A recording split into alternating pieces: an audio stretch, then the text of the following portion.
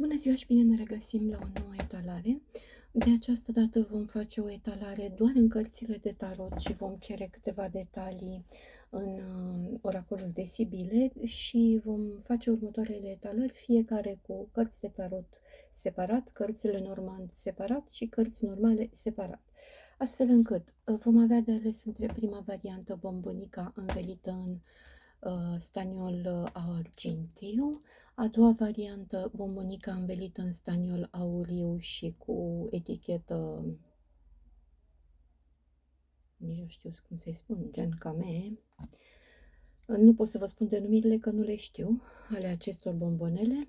Și bombonica în staniol auriu, rotundă ca și prima, care în staniol argintiu. Acestea fiind spuse, vom da deoparte cărțile, variantele 1 și 2, ca să ne ocupăm doar de varianta 2 și 3 vom da deoparte și ne vom ocupa de bombonica argintie. Iar aici au vrut să iasă numai 3 cărți, spre deosebire de celelalte unde tarotul pur și simplu a izbucnit cu multe cărți. Și avem numai vești bune.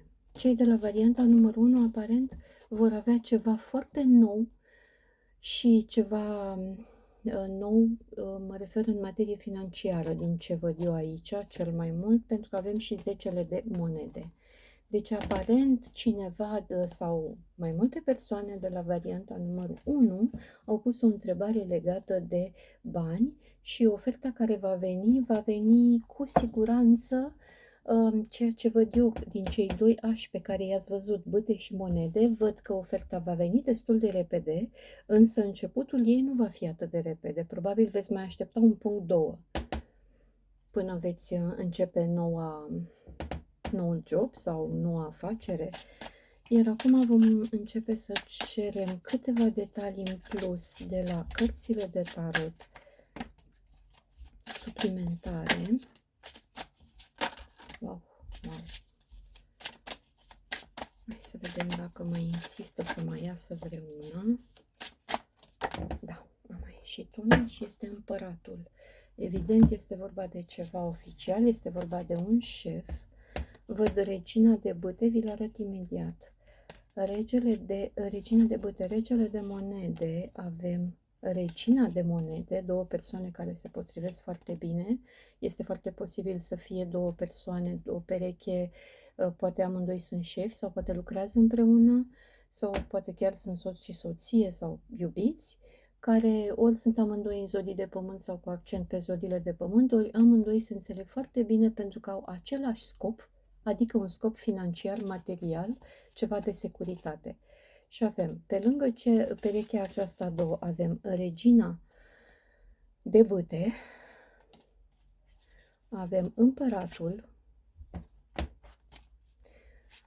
avem 3 de monede.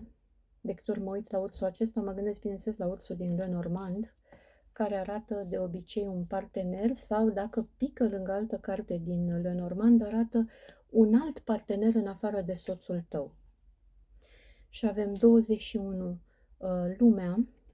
Eu pe asta aș vedea o carte a depărtărilor, deși are o conotație biblică. Ia uitați, pe animalele și îngerul din cele 4 colțuri.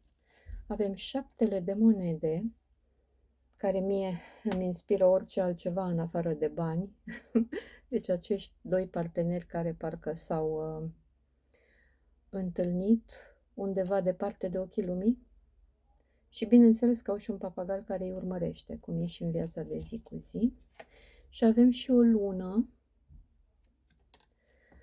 ceea ce înseamnă că această întâlnire între cei 2 parteneri se va întâmpla la un drum de seară. Sunt lucruri care nu se vor spune, sunt minciuni, sunt jumătăți de adevăruri, ca să zic așa, pentru că luna nu arată niciodată toate lucrurile cum arată soarele. Ea ascunde anumite părți ale lucrurilor și uneori este chiar mai bine, chiar în tarotul de Marsilia, cred că am citit asta. Câteodată oamenii par mai frumoși la lumina lunii decât la lumina soarelui, pentru că lumina lunii le învăluie trăsăturile într-o aură caldă, în timp ce lumina soarelui pune accent pe fiecare trăsătură mai mult sau mai puțin negativă, astfel că s-ar putea să dispară misterul care a fost născut de lumina lunii. Da, deci aici avem o grupare de oameni, dintre care 2 sunt sigur parteneri. Cu acești oameni veți avea de-a face când vă veți duce la noul job sau la noua afacere. Aici văd un bărbat foarte puternic cu instinct de lup. Bărbatul acesta puternic cu care veți face afaceri sau poate sunteți chiar dumneavoastră, chiar dacă sunteți femeie, dacă aveți un astfel de spirit în interior, puteți fi chiar dumneavoastră, aveți un spirit de lup care nu se lasă intimidat. Astfel încât reușita în ceea ce v-ați propus este completă, va fi completă. Dar există și o idilă în cadrul acestei afaceri unde vă duceți. Dumneavoastră știți despre ce e vorba, nu pot să mă exprim mai mult de atât și o să cer câteva detalii de la, hai să cerem de la tarotul țigănesc, să vedem el ce vrea să ne spună în plus. N-am mai dat de mult timp cu acest tarot, deci ar trebui să fie și da, așa cum spuneam, este vorba de o pereche. O pereche care se simte foarte bine împreună, deci se reiterează, ele vin să sublinieze ce a spus tarotul până acum. Și din nou avem. Aparent această idilă care se întâmplă la acest job sau în această afacere nu este pe placul cuiva, pentru că, ia uitați aici, gelozie, invidie sau cineva care urmărește, așa cum spuneam și aici, există un papagal care urmărește ce se întâmplă, nu mă refer neapărat la papagal în sensul peiorativ, ci pur și simplu o persoană care pur și simplu urmărește ce fac cei doi ca să poată să spună mai departe, voilà, ia uite ce fac ei, dacă voi sunteți de acord, voi decideți. Probabil se duce undeva mai sus unde spune aceste lucruri. Aparent lucrurile acestea nu duc la ceva bun, deci vor fi și impedimente la noua afacere, noul job, noul parteneriat pe care îl urmăriți. Cineva va cădea bolnav și va fi internat cel mai probabil. Da, cineva se va simți trădat în urma acestora, ia uitați, chagrin, durere.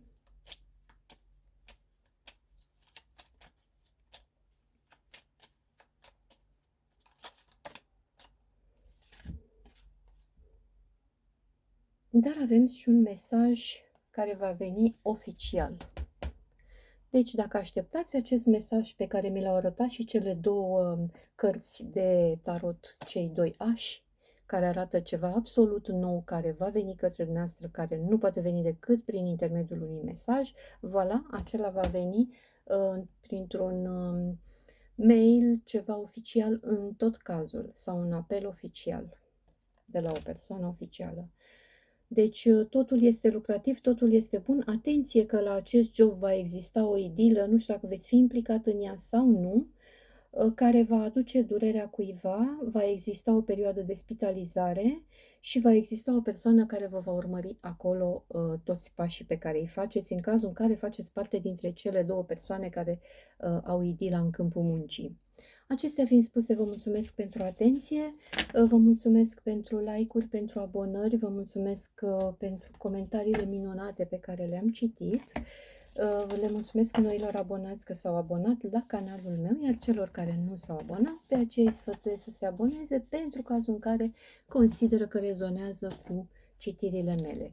Și ajungem la bombonica pătrată, care v-am spus nu știu cum se numește și e învelită în staniol auriu. Iar aici au vrut să iasă mai multe cărți din primul pachet din care scot eu de obicei.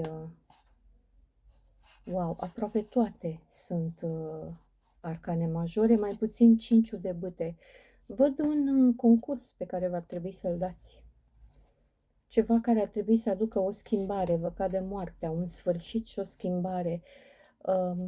Roata norocului, care ar trebui să aducă un noroc pentru dumneavoastră și o ascensiune în plan pozitiv, pentru că urmează carul și împăratul. Nici la dumneavoastră întrebarea nu pare a fi de dragoste și aici întrebarea este despre o ascensiune socială, despre un proces probabil care nu știți cum se va termina. Părerea mea este că roata se întoarce, iar cel care a făcut ceva negativ și-o va lua. Iar noi vom cere sfatul de la cărțile de tarot corespunzătoare acestei variante și ne-a căzut, cine ne-a căzut? Împăratul de monede. Deci o persoană cu putere financiară, de asemenea o persoană care vă poate ajuta să scăpați dintr-o situație grea financiară. Dacă nu cumva e persoana cu care vă judecați și care pare a fi într-una din zodiile de pământ, pentru că au căzut au căzut și bărbatul de monede, a căzut și pajul de monede, ia uitați. Deci nu inventez eu, cărțile mi le scot, spiritul tarotului e prezent cu noi, ca să ne spună ceea ce el știe mai bine decât știm noi. Și avem un 7 de bâte, o corespondență foarte intensă cu această persoană cu accent pe zodiile de foc, care va releva ceva, vă va releva ceva. Este un secret care a fost ascuns, dar pe care îl veți descoperi în cadrul acestor discuții pe care le veți avea cu această persoană. Aparent, această persoană mai are lângă ea pe cineva mai tânăr decât ea, cu aceleași accente pe zodiile de pământ. Și aceștia doi, amândoi, dacă veți discuta cu ei, amândoi vă vor releva un lucru. Și a căzut moartea din nou ca să vă fie clar că va urma o schimbare. Și a ieșit și turnul. Va fi o prăbușire de partea cuiva. Nu știu de ce mă gândesc că de partea persoanei cu care vă judecați, persoana care va releva acel adevăr. Dumneavoastră sau această persoană care va suferi această prăbușire își va lua jucăriile și va pleca. Urmează, nu știu de ce mă gândesc, veți rămâne cu un copil cumva sau cineva va rămâne cu un copil. Mi se reiterează problema și ideea unei persoane mai tinere care este implicată între două persoane adulte aici. Nu știu de ce, de câte ori mă uit la tabloul ăsta, mă gândesc la doi adulți și un copil, dacă nu chiar doi copii. Și avem justiția. Da, deci era vorba de un proces. Și alegerea 7-lui de cupe. În urma acestui proces vi se va impune să alegeți ceva. Deci ne-a ieșit justiția, nu era bănuială ce a ieșit în primele cărți, că e vorba de un proces. Da, este un proces aici. Deci a ieșit justiția, în urma căreia vi se va impune să alegeți ceva, veți avea ceva de ales. Așa că vor să ne spună mai mult unde va duce alegerea noastră. Eu, dacă aș fi în locul noastră, aș vrea să știu asta, dar nu știu dacă mai vrea să ne spună.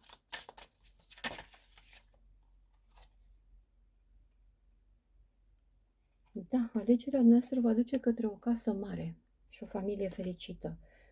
Chit că veți fi doar dumneavoastră cu copilul, dar acolo va fi fericire și abundență. Iar acum, hai să cerem și câteva detalii de la cărțile Sibilei. Avem o persoană falsă care a cauzat o prăbușire. Eu pe această carte o văd ca pe turnul, care va ieși și mai devreme, dacă nu mă înșel. Da, a ieșit mai devreme. Deci tot turnul acesta, toată această prăbușire a fost creată de o persoană falsă, o persoană care a mințit sau a ascuns un adevăr. De ce nu a vrut să iasă această carte? Văd aici un bărbat gânditor care a vrut să se detașeze de pachet.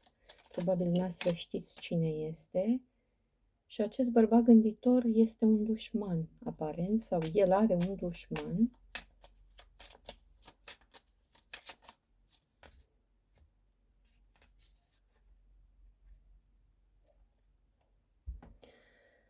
Nu știu de ce mă duce cu gândul că veți vrea să vindeți ce veți căpăta în urma acestui proces și acestor chestii oficiale care vi se întâmplă aici, fiindcă a ieșit justiția, a ieșit roata norocului, a ieșit împăratul, deci lucruri deasupra cărora nu vă puteți ridica, sunt ele care se ridică de regulă deasupra oamenilor.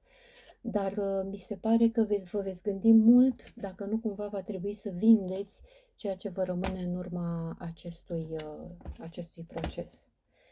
Acestea fiind spuse, vă mulțumesc și dumneavoastră că m-ați urmărit până la capăt, vă mulțumesc pentru atenție, pentru susținere, vă mulțumesc pentru comentariile minunate, vă mulțumesc că v-ați abonat la canalul meu, iar celor care nu s-au abonat, pe aceea îi sfătuiesc să se aboneze dacă consideră, bineînțeles, că rezonează cu citirile mele.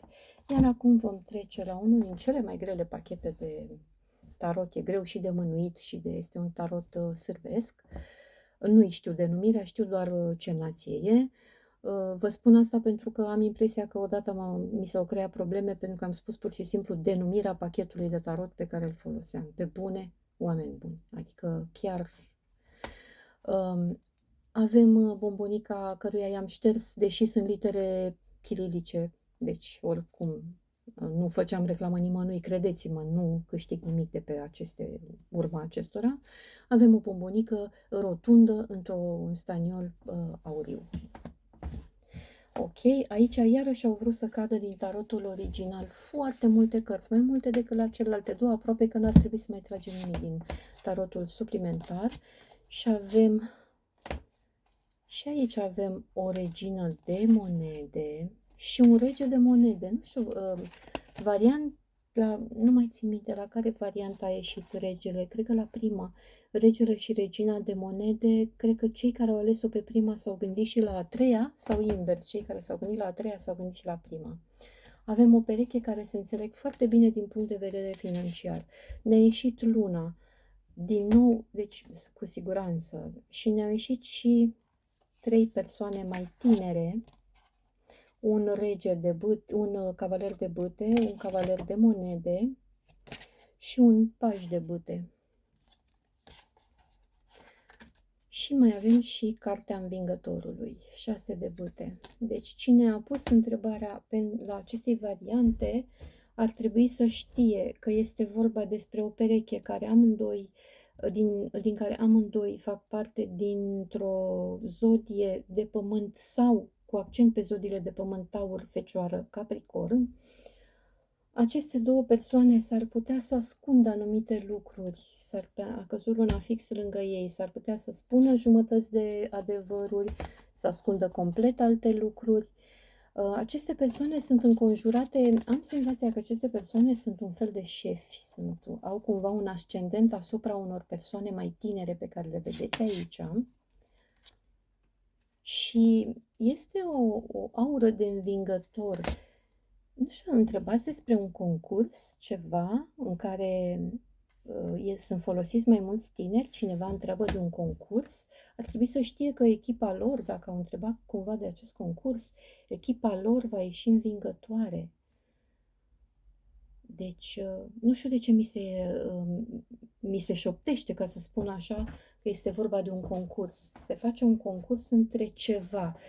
Nu vreau să mă gândesc, nu mă duce cu gândul la interviu în caz că mă întrebați asta. Dar este un concurs la care concurează mai multe persoane și persoana care întreabă trebuie să știe că el va fi sau despre cine întreabă va ieși învingător.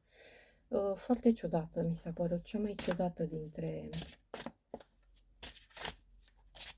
dintre citiri până acum aceasta.